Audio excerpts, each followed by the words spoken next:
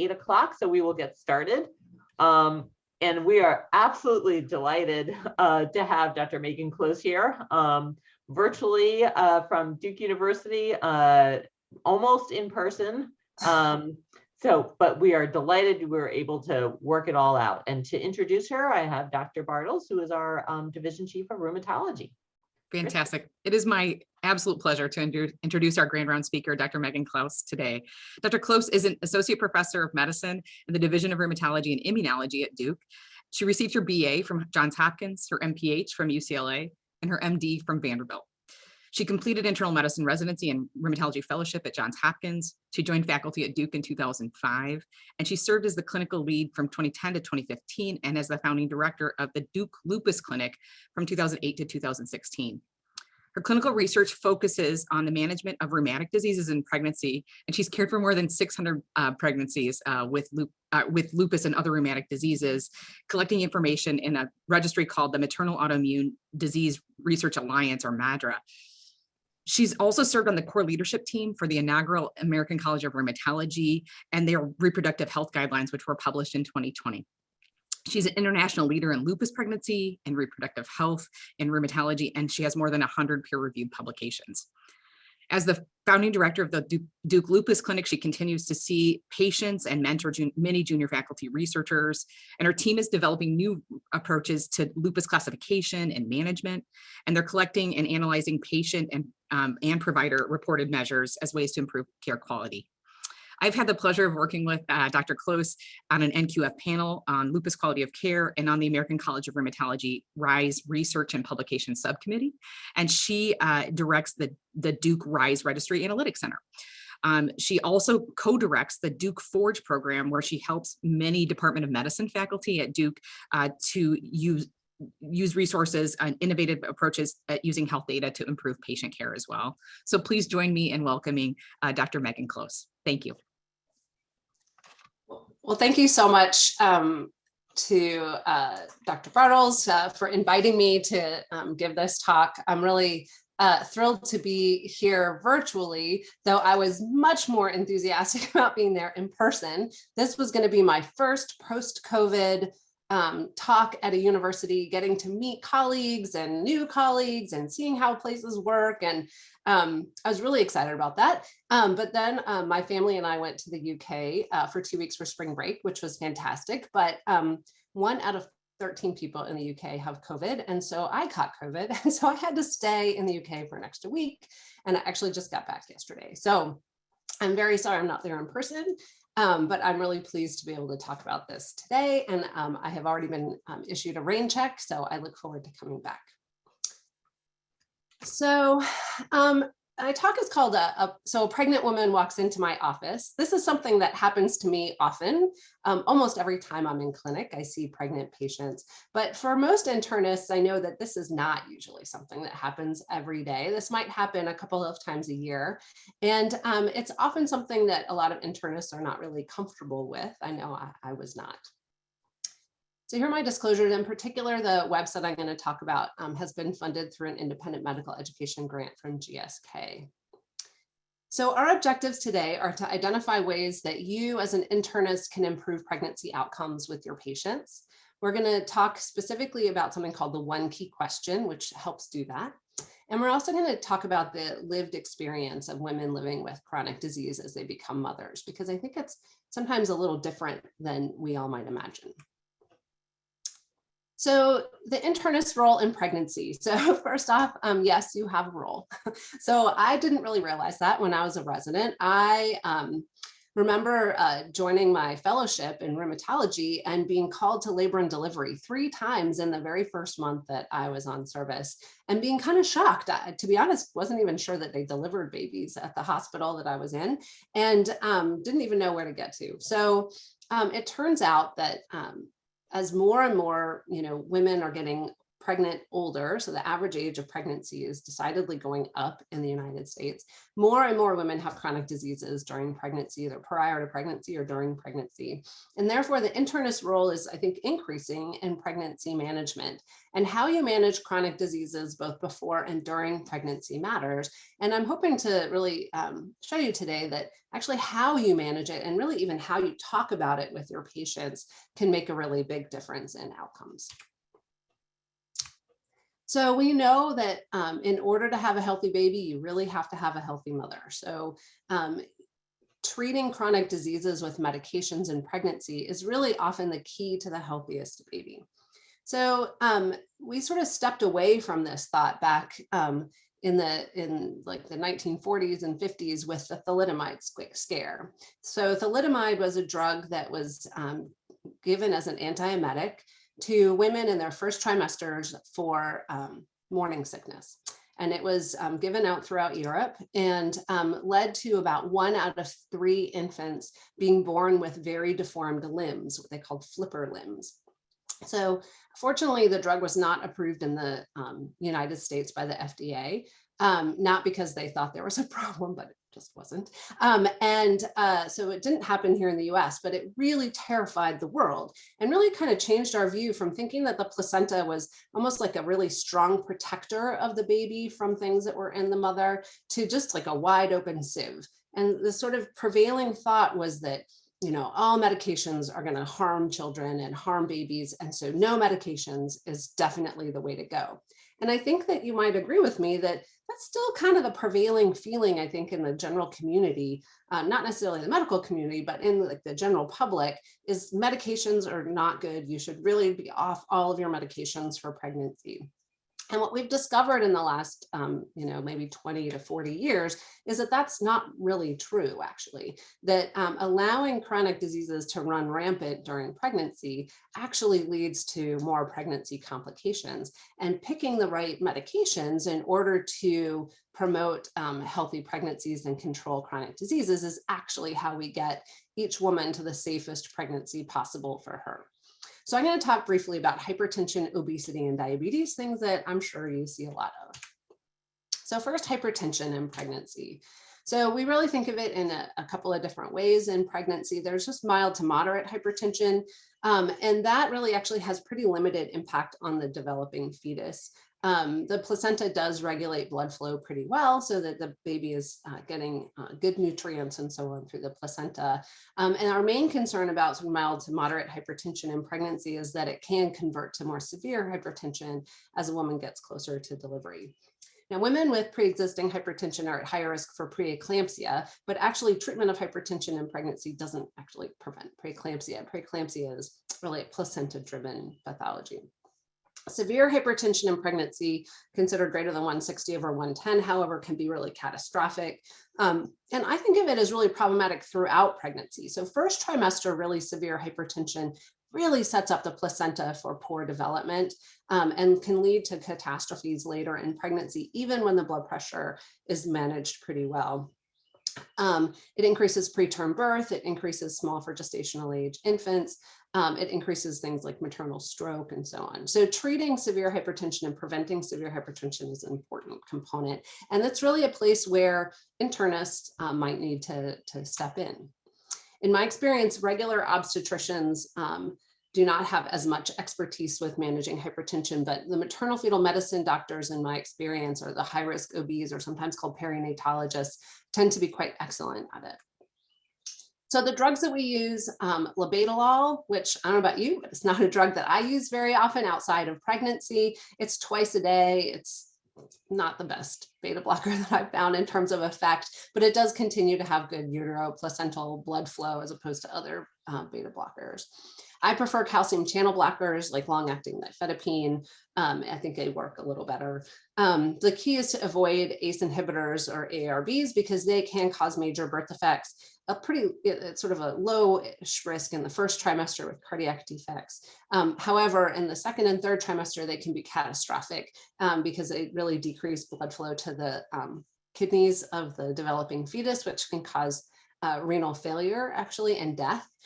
So we really try to avoid them later in pregnancy. I will also just say hypertension. I've seen several patients where they show up to their internist first when they're newly pregnant, and people are sort of terrified of drugs, and so just stop everything. Please just go look it up really fast on UpToDate. UpToDate has great resources that can just get you the answer of like which drugs, how do I handle hypertension in pregnancy? So you don't just leave people who are on multiple medicines pre-pregnancy, untreated hypertension going up really high before they get to the OB. So obesity is also a big problem in pregnancy. This is the thing that my maternal fetal medicine colleagues complain about the most. And we can really see that there are dramatically increased complications for women who are morbidly obese. So I'm going to show you a whole bunch of little tiny graphs here. They all work the same in that the bottom is the BMI. I put a line at 35, and then the top, the y-axis is the complication. So you can see that C-sections go up dramatically with morbid obesity. So women who are morbidly obese, well over half of them are often delivered C-section.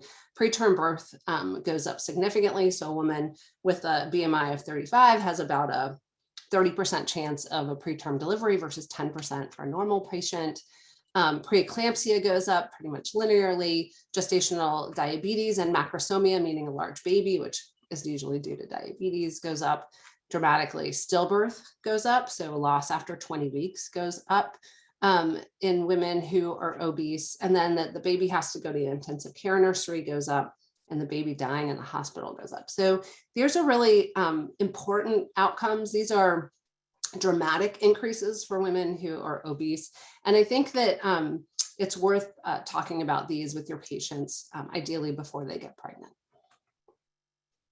So a question is, does sugar cause birth defects? So all of you who are thinking about getting pregnant are like, oh no, does it really? Do I have to also give up sugar? The answer is no, not really. But in diabetics, it certainly appears to be problematic. So for diabetics, the y-axis or the x-axis here is the hemoglobin A1C. I put a line at 12. And then the y-axis is the frequency of having major birth defects. And you can see that for a woman with a hemoglobin A1C of 12 or above, she's got a good 20 to 30% chance of having major birth defects in that baby.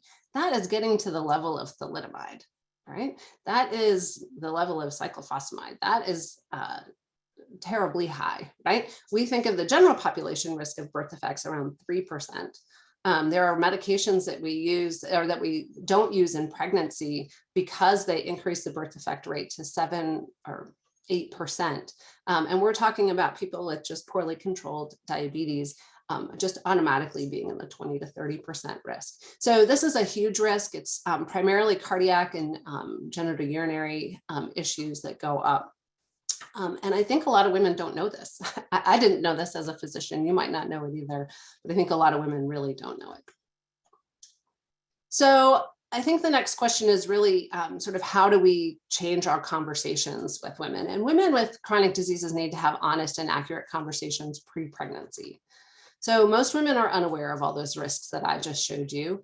And half of all pregnancies are unplanned. This is going down a little bit, like a couple ticks, based on the use of things like IUD and Nexplanon, which really prevent unwanted pregnancy. But improving the health of the baby can really be a good motivator for women for behavior change, right? If you just think about smoking, I think everybody is well agreeing that smoking is not something that women should be doing in pregnancy. And most women actually stop or dramatically cut down their smoking for pregnancy.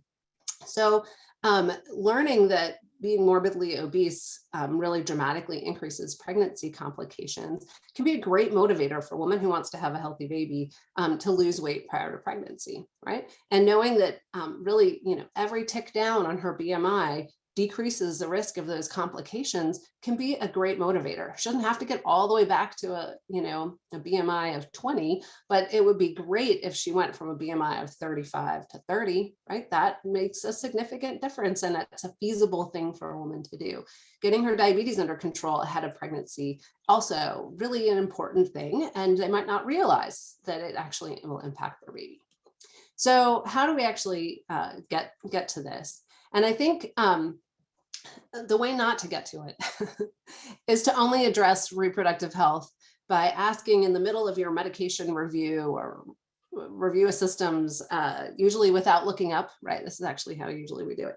You're looking at the list, you say, you're taking your birth control, right? Right, and we're typing, right?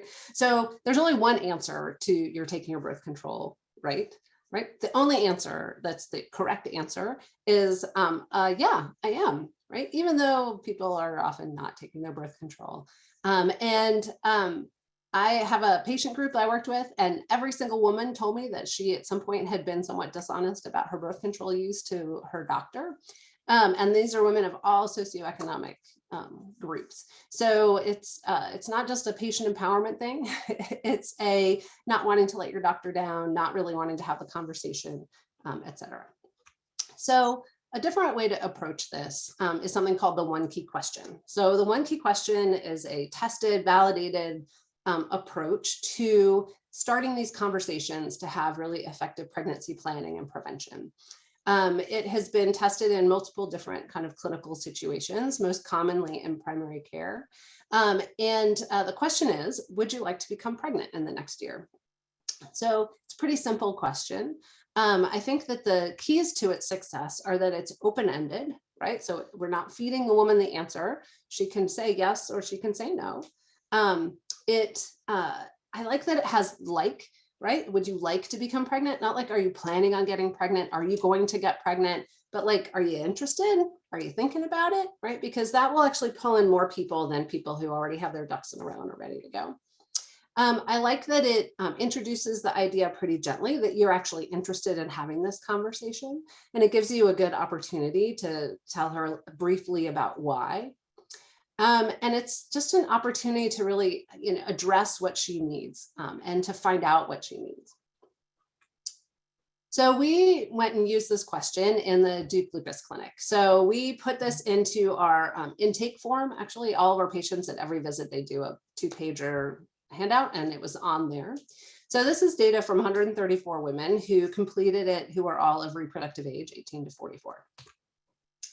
And what I learned was that I was not good at predicting who was interested in pregnancy without actually asking them. So it turned out that about 17% of our patients were interested in getting pregnant. There were very few demographic differences between them. Income wasn't different, college degree wasn't different, race wasn't different. There was a difference in women who are married were somewhat higher likelihood to want to get pregnant, but still 9% of our unmarried women didn't or were interested in pregnancy. And then when we looked at disease activity measures, again, they were not particularly predictive of who wanted to get pregnant. And a reasonable number, 7% of our patients who were taking etradigen, 12% of our patients taking mycophenolate, mofetil or Cellcept, which is really our most toxic medication, were interested in getting pregnant. So if we hadn't asked the question, to be honest, we wouldn't have had the conversation that needed to happen with these patients. So you can't just assume that you know who wants to get pregnant. Therefore, it's key to make it routine. All right, so find some words that work nicely for you. I don't think it has to be the exact words of the one key question. Do you have any plans on becoming pregnant? I'm wondering if you're thinking about having kids. Have your thoughts changed about having kids at some point? That kind of stuff. And then think about how you can add it reliably to your visits, because to be honest, it feels weird to just blurt it out of nowhere. So having it sort of set in your protocol makes it, I think, a little bit easier. You can add it to a piece of paper that the patients are completing. You can have your nurse or your CMA do it at check-in. You can put it in your review of systems. Are you having any chest pain? Or are you having any shortness of breath? Or are you thinking about having any kids anytime soon? Follow up with what kind of birth control are you using? Hang it on your wall. But really think about how to actually operationalize it in your clinic. So people can tell you several things, right? They can tell you no. In my experience, women who say, oh no, usually are pretty good at avoiding pregnancy because it matters to them already. So they've already are working on birth control. They could say yes, and that's really who you're looking for, those women, so that you can have this conversation ahead of time, change her medicines, pre-pregnancy, etc. But there's this other group of women who might say, I don't know. And I used to kind of blow past them in my presentations and not really think about them much. But it turns out that I don't know actually might be the most important answer here. So first, a couple of words about lupus. So lupus, when I say lupus, I mean systemic lupus erythematosus. Sometimes we use the acronym SLE. I personally don't like acronyms, so I call it lupus. It is an autoimmune disease in which primarily autoantibodies drive inflammation in many organs, most severely in the kidneys with lupus nephritis, but also the skin, the joints, the heart, or the pericardium with pleurisy and with pleurisy of the lungs, but with pericarditis, sometimes in the brain and the spinal cord with things like transverse myelitis. And then there's a lot of antibodies that go with it. ANA is a classic one. Pretty much everybody with lupus has a positive ANA, though 20% of all healthy women have a positive ANA. So it's by far not exclusive to lupus. Double-stranded DNA is a key hallmark, as is the Smith antibody. We also see other autoantibodies. We see antiphospholipid antibodies, and we tend to see low complement in about half of the patients. So lupus is important in pregnancy because lupus is really commonly diagnosed in young women. So they often haven't had their kids yet, and they all still, not all, but many of them still want to have children. And so pregnancy is something that we need to get through while they have a disease. Lupus increases pregnancy complications due to its systemic inflammation. It's often concomitant hypertension and kidney disease, as well as medications. So we've known for a long time that active lupus during pregnancy, as well as pre-pregnancy, really increases the risk of both pregnancy loss, as well as the risk of early deliveries, and really about doubles that risk. So women with really active lupus have a very low chance of actually delivering a live term baby. So, but fortunately, all the data that has been done about predictors of pregnancy outcomes are fairly modifiable, actually, if we start pre-pregnancy. So you can have a woman who is on a teratogenic medication like mycophenolate. She has really active lupus. She has really uncontrolled hypertension or antiphospholipid syndrome, and she has a 40% risk of pregnancy loss that can go down to about a 20% risk if we actually plan pregnancy, time it to when her lupus is quiet, have her on all the right pregnancy compatible medicines ahead of time and have her continue them, et cetera. Preterm birth is really almost the same. So, I can have a woman who gets pregnant unplanned when her lupus is really active and she's taking a teratogen, and she has a good 70 to 90% chance of delivering early. But if we just time that pregnancy, her risk can go down to about a 25 to 35% chance of having a preterm delivery, which is a dramatic difference. So I think that planning is key. How we get to plan them is hard. So in the MADRA registry, it's a prospective registry of pregnant women. I've actually been doing registries for about 15 years now, but this was since 2018. I kind of changed it all up. And when I changed it up, I added something called the London Measure of Unplanned Pregnancy. And so this is the data from the first 43 pregnancies in women with lupus who did the London Measure of Unplanned Pregnancy, which is a great survey, which I'm about to show you. But from it, what we found was about 60% of our lupus pregnancies were planned. One was in a woman who it was really an unplanned pregnancy, though she had missed her birth control pills a couple times. And then 37% were in this ambivalent or like sort of I don't know group. So the London Measure, I love because it's some really great, obvious questions that are really hard to ask in person, right? Because asking about whether pregnancy is planned or not once they're already pregnant is really fraught with challenges because people don't really want to admit that this is an unplanned pregnancy or an unwanted pregnancy. There's a lot in there. So it's things like, in terms of becoming a mother, I feel that my pregnancy happened at the right time would be a planned pregnancy. Okay, but not quite right time would be sort of these ambivalent, I don't know people, and wrong time would be unplanned. And then there's planning behaviors. We added changing medicines for rheumatic disease pre-pregnancy to this list. So the demographics showed that really our not planned pregnancies were more likely to occur in women who were younger and had more socioeconomic disadvantages, lower education level, more likely on Medicaid, lower income. The chronic comorbidities were really the same. We can see that the planning behaviors were quite different. So 71% of our people who were not planning pregnancy didn't do any planning behaviors. 77% who were planning took a prenatal versus only 6%, or really just 1% taking a prenatal or folic acid. And we can see huge difference in pregnancy outcomes. So our patients who had not planned pregnancies had 80%, almost 80% adverse pregnancy outcomes, and the definitions are down here for what these things are. There's still almost half of our planned pregnancies also have an adverse pregnancy outcome, and that's just lupus.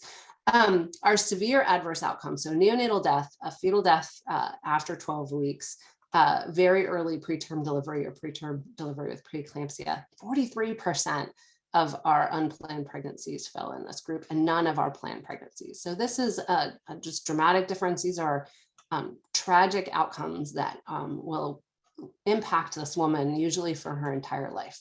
The loss of a baby late in pregnancy is a severe trauma to women that they don't generally just get past, right? That is a chronic loss of being a mother. A preterm birth before 30 weeks often results in a baby and a child with long-term, lifelong problems. And then you can see that severe natal outcomes was also much higher in our unplanned pregnancies. And some of that was related to disease activity. So indeed, our not planned pregnancies, these patients did have more disease activity, in particular active nephritis, which is really the most damaging in my experience. But even the planned pregnancies, or even the pregnancies with low activity had worse outcomes if they were not planned. And then I think medicines are also really important. And I think it's actually that a lot of the unplanned pregnancy patients stopped their pregnancy compatible medicines. And we actually had to start or restart a pregnancy compatible medicine in every single patient who had a not planned pregnancy. Many patients don't show up for a month or two after they've stopped their medicines. And therefore, there's a really long period of time when they're off drug. This happens, I think, in women with lupus, but it also happens in people who have hypertension, people who have asthma, people who have diabetes. They think they're supposed to stop their meds. They never had a conversation about it. So they just stop everything and then they don't show up for a while. And so there's a really long period of time where their disease is not controlled. And I think that that causes a lot more harm than we like to think. So how do we change this? I think the answer is we need to listen to our patients and respond to them in that way. So hopefully I'm going to start a video and I'm hoping it's going to work. Somebody break in and tell me if it's not. Hang on, there we go. If doctors could understand more than anything that we're coming to you and we're listening to your suggestions, but probably when it boils down to it, as a woman, if we want a child, we're going to find a way to have a child. So maybe to be more understanding of that and know that it's probably better to find a way to let the woman, have a pregnancy and get what she wants than try to say this isn't going to happen, it isn't going to work, because unfortunately, it's the woman's probably going to go for it anyway. I mean, it really came down to family first. Me and my husband wanted another child. That was the biggest thing. And I knew the risk, but I just, that faith and that belief that everything was going to be okay was there. It was higher than anything. For me and my husband, it was, do we really want to take these chances? Is this, is it really worth it? Do I really want my child to have neonatal lupus? Do I want her to go through what I've gone through the last 15, 16 years of my life? Do I want to put them through that? And then on top of that, just, will I make it through, labor and delivery? Will I be able to enjoy our baby? So those were some things that really stopped us from trying, and then it just happened. So, it was just, I felt like it was just meant to be.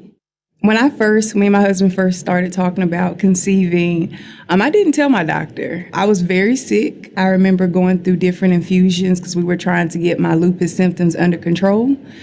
And I was under the impression that if I told my doctor that I wanted to get pregnant, they were just going to say no. So I made a decision. I was going to stop taking my medication, not tell my doctor, and try my best to get pregnant, and we'll just deal with it afterwards. we didn't end up conceiving, which is a good thing in hindsight, because after I came off those medicines, I got really, really sick and had to go back on stronger medications for longer periods of time. So it was kind of like I set myself back. And it wasn't until after that happened, the doctor was like, what is happening? We were doing so well. And I finally told her I had stopped taking all of my medicine. And she asked why. And we went through a long spiel about pregnancy. And that was the first she had ever heard that I was even trying to get pregnant. Nope. If doc- Okay, I'm back. So, so those are all patients of mine. They were not telling me the truth, as they were not telling the truth on their desire for pregnancy, because I wasn't really giving them an opening to do so, I think. But what I've really learned from talking to these patients are a couple of key things. So number one is that, and it just, I guess it's obvious, but it never occurred to me that telling a woman that she shouldn't get pregnant or she can't get pregnant now, really, you're telling her that you don't think she should be a mother. And she can interpret it in many ways, but being told that you can't be a mother or shouldn't be a mother or shouldn't be a father or can't be a father is devastating to people, and it is largely unacceptable, right? So people will do remarkable and sometimes shocking and surprising things to get past this, you can't be a parent. And I think that we sometimes sort of say, you know, oh, now's not a good time to get pregnant. Don't get pregnant now. Yeah, you know, but we need to actually listen to our patients. If they want to get pregnant, they're going to get pregnant. Like they just told you, there's a real thing. Baby fever is a real documented thing that once you decide you're ready to get pregnant, you are ready to get pregnant. And being told like now is not the best time is often not acceptable without sort of like a real plan and like, let's get moving towards it being the right time. Becoming a mother is often more important than a woman's perception of her own health and sort of her own body. And so women will often sacrifice themselves in order to have a pregnancy. And so they need to really learn that actually sacrificing themselves and just letting their health go without medications is actually not the way to have the healthiest baby. If they want the healthiest baby, which is what everybody's goal really usually is, they need to work together to get there. And then that the timing and reasons for having a baby is much more a matter of family and faith than medical decision-making, right? We all do it based on medical decision-making. I think it's also worth noting that we're all doctors who had to do a lot of careful planning in order to get to be doctors. We also had to do a lot of careful planning about not getting pregnant at the wrong time in order to become doctors. But that is not the general lived experience of most people. For many, many people, sort of the mysticism of getting pregnant and creating a new life, that is really quite separate from their medical condition. And so just assuming that it's all based on their medical health will just lead you down the wrong path. So it's important that you bring your medical version, but that she brings her motherhood version together, and that then you work together to have the best outcomes. So our communication goals are really that you are able to have honest and accurate conversations. So honest, and the patient is honest with you, and you give her the space to do that by using the one key question, but then that you actually are able to give her accurate information so that you two can make decisions together.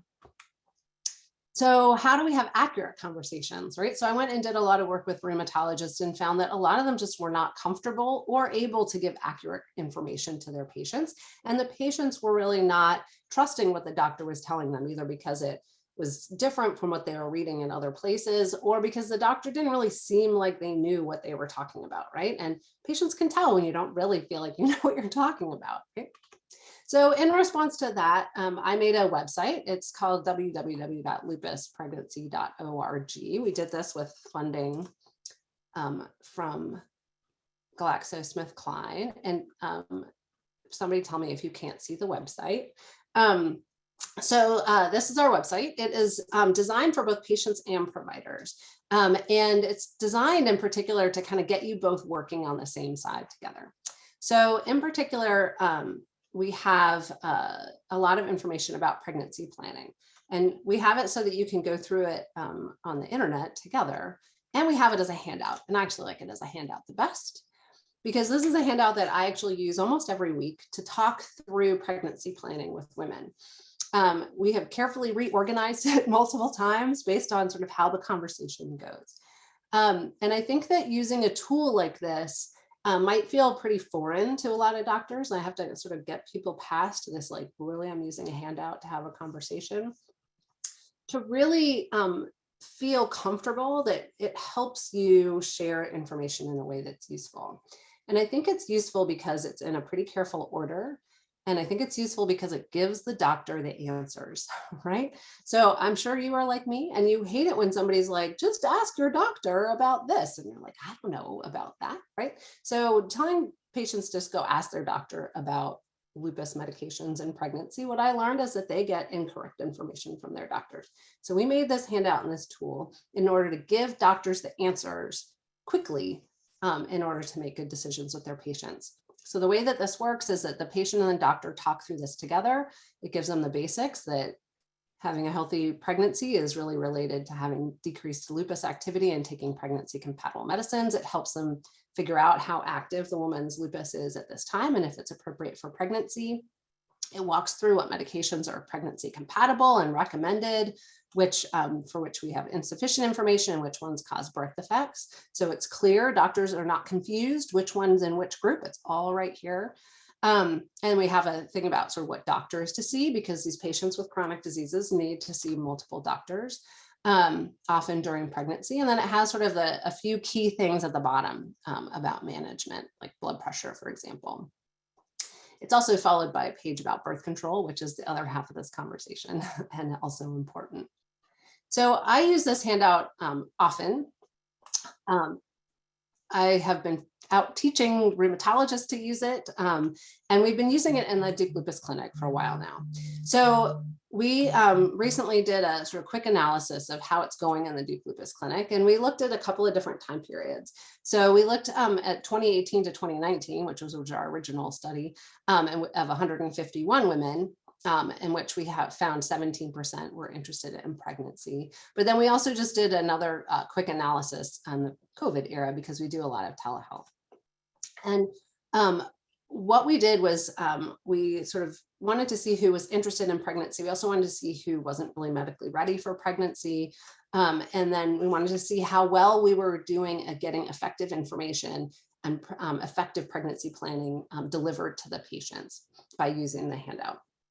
So what we found was in the 2018 to 2019 range, we had this conversation 25 out of 26 patients. So one patient, we didn't really realize that she'd said on the survey, yes, she wanted to get pregnant. We didn't deal with it then, which was not great. We used the handout. We documented that we used the handout only a third of the time, but we used it a lot more often than that. We just weren't documenting it. We were quite good at talking about medication. So almost everybody was told that she needed to continue or take her hydroxychloroquine and other pregnancy compatible medicines. Half of the patients were on our stronger medicines or azathioprine, which was appropriate. 8 out of 10 of the women who were taking a major birth defect causing medication had a plan put in place to help her get off of it prior to pregnancy. Only half the patients were taking a multivitamin. This is an area for improvement. And we knew antibodies on almost everybody. When we looked at the difference between Black and white women, we really did very similar rates of good pregnancy planning with both, which was one of the goals, is really to get more equitable care. When we looked at the 20 to 21 range, we saw that we also did a good job of delivering care. One thing that we did not have, I think I have it on the slide, is that of the in-person visits, we knew that we had it documented whether or not she was interested in pregnancy, almost every single one. However, in the 39 virtual pregnancies, we did not get it in about 30% of the patients. We just didn't even address it. And I think that goes back to sort of making it routine, right? So our routine is they do it on the page when they come in. In virtual visits, we don't usually have them do the page. They might do it through Epic. We have it as a survey, but they often don't do it there. So the doctor really needs to think to ask. When we went and did this quick chart review at the beginning, we saw like, oh, we're forgetting this. So we actually went and added it into our review systems, which has helped us get it more often. You really have to think of a pretty foolproof way to get things into your care so that you don't miss things. We also saw, oh, I have little boxes, I forgot. We also saw here that knowing some really key autoantibodies for lupus pregnancy success, we were really quite good at them when we see people in person. We're not as good about it when we see them virtually because they aren't in our clinic to draw labs. So that is definitely a gap that we are working on fixing. I don't know if you have figured out how to fix that, but that is a challenge for us. And then when we looked at sort of who was ready for pregnancy and who wasn't really medically ready for pregnancy, we actually found that that about half of the patients were really not medically ready for pregnancy. And we defined that based on a couple of key features, whether they were taking a major birth defect causing medication. Most commonly in our world, it's mycophenolate or Cellcept, which we use for lupus nephritis. And can be devastating in pregnancy. 1 out of 4 live births that are exposed to this drug in the first trimester will have a major birth defect. Having active lupus nephritis was a frequent thing, or having really active lupus during prior to pregnancy, are all things that make it so we have higher pregnancy complications. And so we really like to get all of that under control prior to pregnancy. So, if we hadn't asked, a lot of these women sort of just move on to pregnancy if you don't really jump in with them, because they just don't really realize the risks. No matter how many times you say when you start prescribing a medicine, you really shouldn't get pregnant on this. People don't remember that. If they've been on it for a couple of years, they might not be cognizant that they're not supposed to get pregnant. You give them a lot of information, they just might not remember it. Or a wording thing. A lot of women have told me that, the doctor tells them, I'm going to give you methotrexate. You cannot get pregnant on this medicine. And what the doctor means is, like, you should not get pregnant on this medicine. It causes birth defects. What women hear is this medicine kind of works like birth control and makes it so you can't get pregnant. So 2 very different meanings, right? I've definitely had unplanned pregnancies show up in my clinic because of that misunderstanding. So be careful with your words. Make sure they know what you're talking about. So a couple of just take home points. So family planning is not necessarily a medical decision for a lot of women out there.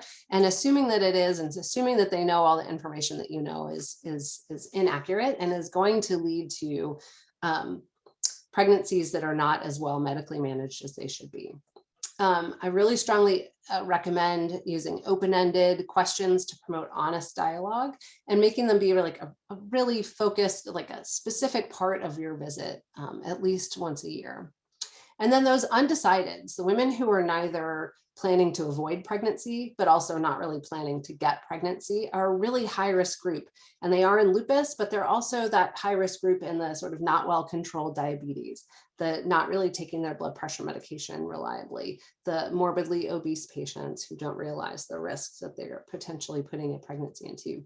So the undecideds are an important group, and patients who have chronic disease unfortunately just don't have the luxury of wandering into pregnancy like a lot of healthy women do and having a safe outcome.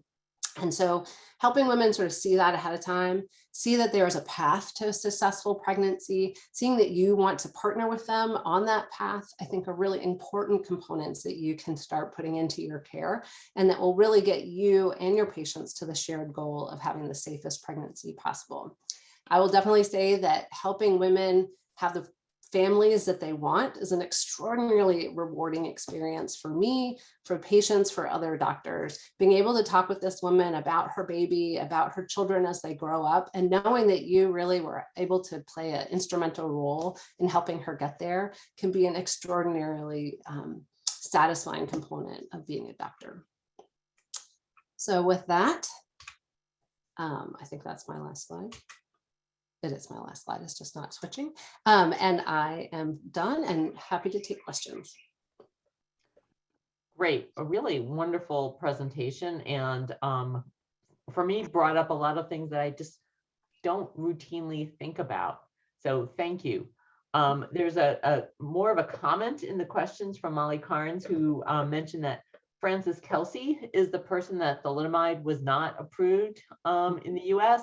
And so I did a quick little Google search in the background. It was actually, she was quite impressive. So this whole approval for thalidomide occurred in Frances Kelsey's first month working at the FDA and she was the person who blocked it and was subsequently vindicated after more reports came up. And so she received the the first President's Award for Distinguished Federal Civilian Service by JFK. Was only the second woman to receive it, and had a really impressive career at the FDA. So thank you, Molly, for bringing that up to us. Yeah, and I'll say that thalidomide, that disaster is one of the things that really drove to us to have the FDA and have the rigorous drug evaluation. And if you go to the FDA, they have, like, when you walk in, they have this big, display case, and thalidomide is a big part of their display case. They even have like a little box of thalidomide and so on there, because it was so important for them. Yeah. Yes, so thank you. So Christy, you want to ask your question? Megan, thank you for that fantastic presentation. I thought that was just wonderful. And one of the things that you alluded to briefly, but I think might be of interest to our audience, which includes general internists, also subspecialists, would just be asking questions about any birth control pearls. I saw that was a piece of your tools, things that are safe to use in lupus or antiphospholipid syndrome, or any other just pearls you have from that part of your practice as well. Absolutely. Actually, let me just share that since I have it. Okay, look at that, how convenient. Okay, so this is birth control in a nutshell. So my favorite place, actually, if you need a good tool to use and to print out in your clinic, the place that I actually like the best is they have resources on a website called The Bedsider. The Bedsider is a very patient-friendly approach. It's a little irreverent at times, but it's a great resource with really nice pictures and like sort of pictorial view of birth control. And they have really nice handouts that you can print out and just have in your clinic that are sort of pretty similar to this. I think of contraception as there's sort of three categories of contraception that I think about. One is the highly effective version, and these are pregnancies. These prevent almost all pregnancies. Less than 1% of women who use these will get pregnant in a year. And these are basically things that the doctor does to/with the patient, and then she can't get pregnant until something is done to remove them. So tubal ligation, which somehow isn't happening that much anymore, but works great for people who are really family complete. Vasectomy is also really not done very often in my experience, but also great for patients who are family complete and don't want to be on hormones and so on. But the implant or Nexplanon and the IUD are both extraordinarily effective forms of birth control that can both be in place for several years at a time. And once they're removed, people can usually get pregnant very quickly. So I really encourage patients to use this. People have a lot of sort of mental blocks against them, especially the IUD. So it seems to really freak people out. People have always had a friend who had some bad experience happen. The way I actually talk a lot of patients into it is I say pretty much every female OBGYN that I personally know, and I know a lot of them, they all have an IUD. So they trust them. They feel they're safe, they feel they're effective and worth the hassle. In the effective group are really sort of all of our hormonal contraceptions. And these are basically things that a woman has to do something about relatively frequently. Just take a pill every day. She has to put on a patch every week. She has to go get a shot every month or every 3 months. The Depo-Provera is an every 3-month shot. So those are things that really need a repeated health behavior by the woman. And I think we all know that, missing a pill here and there is not that surprising for any of us who take chronic medicines, whether it's for blood pressure or for birth control. And that will render these ineffective. And so we will see up to 10% of patients will get pregnant every year using these forms of birth control. And then the ineffective are down here in the condoms, diaphragm, et cetera. These are basically things that have to actually get used during sex. And so they happen less often. And so they can be really quite ineffective for a lot of patients. So I think walking patients through this, the way that we do it on our handout is we actually have put the ACR's reproductive health guidelines in here so the doctor can help the patient say, so you're high risk for blood clots. Therefore, you can't use any of these hormonal contraceptives really, except for progesterone-only pills, is how we have it done. That's great. And do you have any recommendation when people are using IUDs? Sometimes I recommend, again, non-copper IUD. People end up having less bleeding. So cytopenic patients, any other thoughts? Or do you agree with that? And any other thoughts you have? Yeah, so definitely I agree. So there's two kinds of IUDs. There's the copper IUD that does not have any hormones. And then there's the progesterone IUD. And there's actually multiple kinds of progesterone IUDs. Like Mirena IUD was the one that was out for a really long time, but there's now new ones. There's one called the Skyla that is smaller. And so it can be used in teenagers, and it can be used in women who haven't had a baby yet. Because of the pain of putting it in through the cervix, they sort of historically, we didn't use IUDs in women who hadn't had children yet, but with the smaller IUDs, we can use it in anybody. So I personally usually recommend the hormonal one because yes, it decreases bleeding. Actually, a third of women who have it don't have any periods, which is like revolutionary. Like we don't actually have to have a period every month. There's actually not really a medical reason to have a period every month. And making our women bleed and have chronic iron deficiency anemia is really not like necessary at all. So I really like the progesterone IUDs. And with lupus and all rheumatic diseases, we think of them as very safe. They do not increase the risk for blood clots in any women. So they can be used in women with hypertension, with prior strokes, with prior MIs. Anybody can really use them these days. Can you comment on the use of steroids in pregnancy? Yes. Steroids. So we all have a love-hate relationship with steroids. I think our patients have a love-hate relationship. I certainly do. And in pregnancy, they can be problematic. So if we look at data for patients with rheumatoid arthritis, for example, and you match them up based on disease activity, those who took more prednisone have more early deliveries. It's really hard to look at observational data sets and assess the role that prednisone plays in rheumatic disease outcomes because it is used in tandem with high disease activity, right? So it's always really conflated between high disease activity and prednisone use. But when we look in the RA population, it's clearly associated with earlier deliveries. And that's my experience in lupus as well. We need it for patients who have really active disease. So if you have really active lupus nephritis, you just need to have a good hearty dose of prednisone, meaning sort of 20 to 60 milligrams on board. If you don't, however, and you're just having some joint pain or having some skin rashes, I really try to keep the prednisone dose as low as we can use. And when I see a patient who's on prednisone, it tells me that I am not controlling her disease well enough with pregnancy compatible medicine. So it's almost like a marker of bad care by me otherwise. So I will, especially pre-pregnancy, if somebody's just living on like 5 to 10 milligrams of prednisone a day, or needs to periodically bump up and down their prednisone dose because like, oh, they're getting chest pain and then they take prednisone for a week and it gets better and then they do it again 2 months later. Those are patients who I put on azathioprine. I make sure they're taking their hydroxychloroquine. We might look at other medications that are pregnancy compatible with the goal that she has really quiet disease that is not requiring prednisone or just is on a steady sort of 3 to 5 milligram dose every day. Yeah, we have the same discussion in patients with severe asthma, right? Mm-hmm. And making sure we treat the underlying disease, which hypoxemia is worse than prednisone in these patients or steroids. Yeah, and I see a lot of women who have asthma who like they've just stopped all their inhalers, but there's really no reason to stop your inhalers with asthma. It's worse to have a flare and need prednisone. Do you want to comment on the safety of COVID-19 vaccines, both in rheumatologic disease and in pregnancy? I would love to.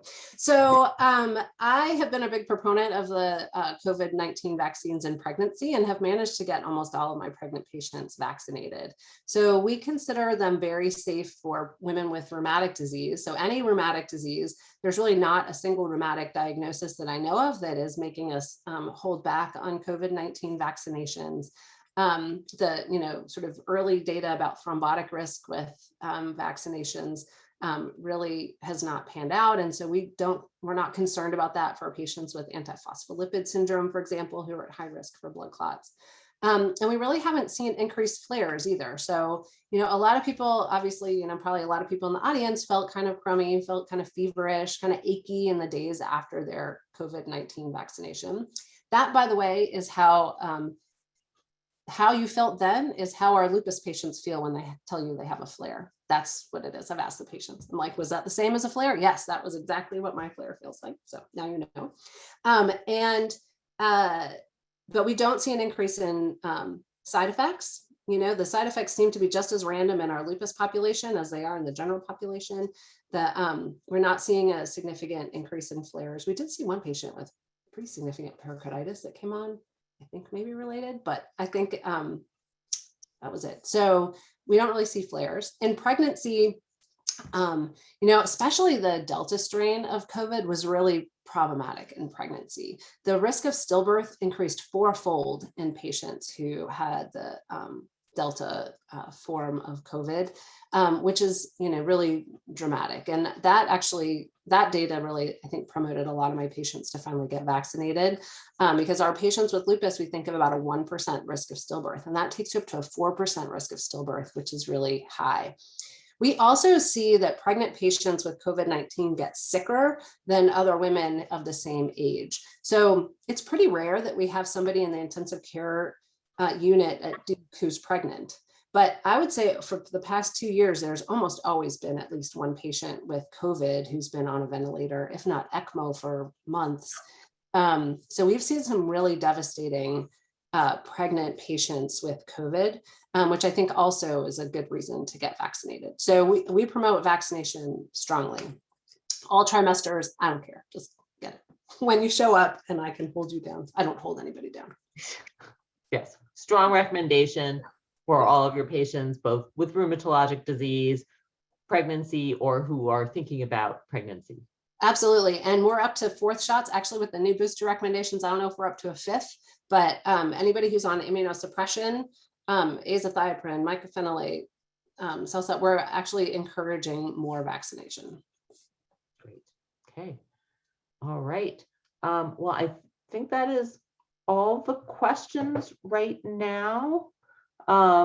Really appreciate you taking the time and all of the challenges that you've had in the past week or two. So we are very appreciative that you're here answering questions, and really was a provocative discussion and an important one for all of our providers, both primary care and our various subspecialists, because, you know, pick your chronic disease, it is a relevant question for everyone. So thank you for bringing it to the forefront. Mm-hmm. My pleasure. And we'll bring it here when there's hopefully no snow. I look forward to that. I'm not great with snow. All right. Thank you so much. Thank you. Bye-bye. Thank you.